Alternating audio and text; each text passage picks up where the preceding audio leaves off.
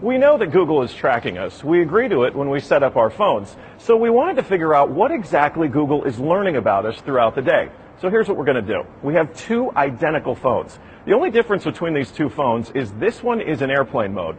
Both of the phones lack a SIM card, and they haven't been set up to access any Wi-Fi networks. So for all intents and purposes, these phones have no connection to a data network. We're going to keep them with us throughout the day. And while I travel around D.C., we're going to figure out just what Google is finding out about me.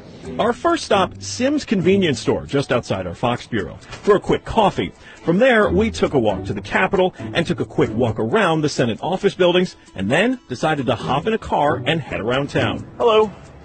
We're going to the Children's Hospital, please.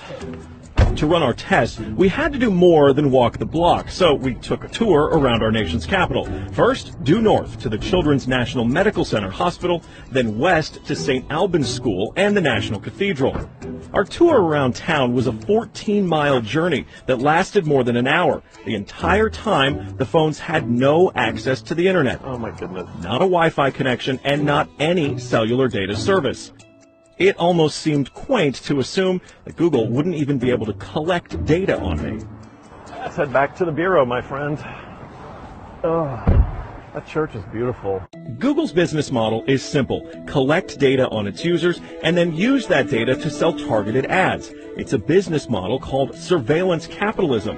But does that critical data collection work even when your phones aren't connected? So we're back here at our Fox bureau in D.C., and we've got both of our phones exactly how we left with them. The only difference, really, I snapped a couple of bad selfies at the National Cathedral. But otherwise, they have stayed in my pocket for the entire day. So let's find out what they know.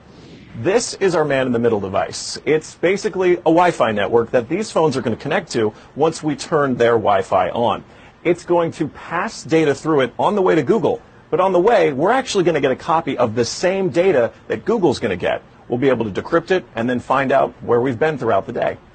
Within minutes, the numbers rolled in. The phone that wasn't on airplane mode registered more than 100 locations, 130 activities, and even 152 barometric readings.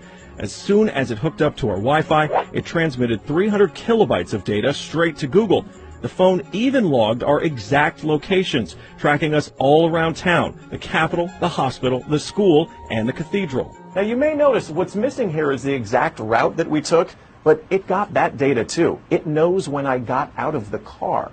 The metadata has a time log down to the very second, tracking everything when they think that you're walking, riding, and yes, even getting out of the car. Okay, so you're thinking, this isn't a big deal. I'll just put my phone in airplane mode. Yeah, we thought of that too. This is the other phone that we had with us that no SIM card also remained in airplane mode the entire time.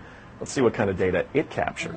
The phone with airplane mode activated actually logged more locations and activities than the other phone, and it also transferred hundreds of kilobytes of data to Google as soon as it was activated. The only thing that's missing from this map is our stop at the Children's Hospital, but it still knows we were there. There it is. Exiting vehicle, 100% accuracy. Through complicated user agreements and free software, Google gets users to sign away their privacy for nothing. They're even following you in the places that most people would expect total privacy: government buildings, a children's hospital, a private school, a church. Every move you make, every step you take, Google is watching you.